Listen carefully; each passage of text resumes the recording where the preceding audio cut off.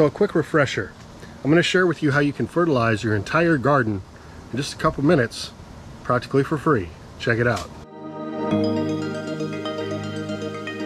So you want to start out with a vessel, a container, even a garbage can like this 25-gallon Brute garbage can that I turned into a compost tea brewer will work.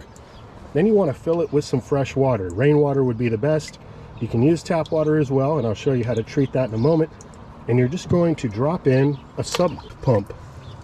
So we'll finish filling this with some tap water. Nice and cozy in there for you, Matilda.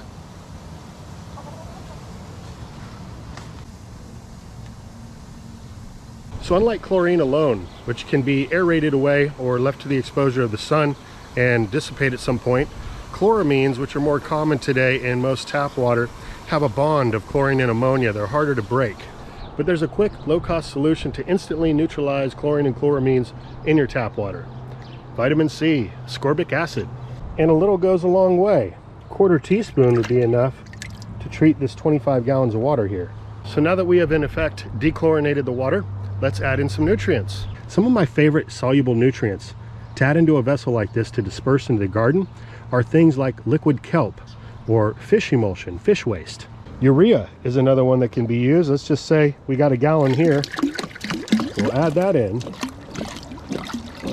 And that would, in effect, give us a 25-to-1 dilution rate. But regardless of what soluble nutrient you use, here comes the fun part. All we need to do now is plug in our sump pump.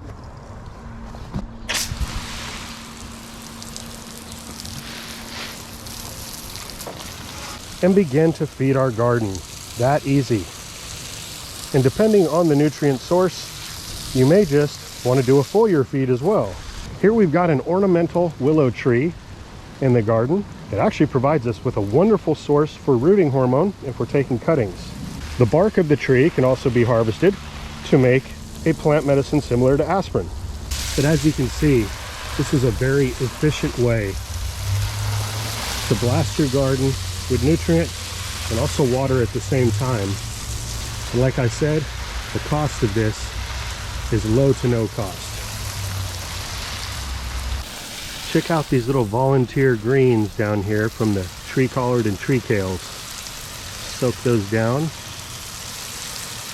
We're getting some wonderful pressure off of that sump pump. We've got some beautiful sunshine poking through after some heavy rains the last couple days.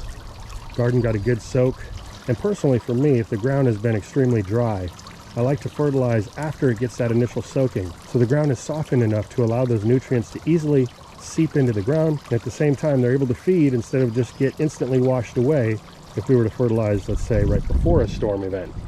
So thanks for watching. Have yourself a good one. Until next time, this is Dan from plantabundance.com. Take care. I'll be talking to you again soon.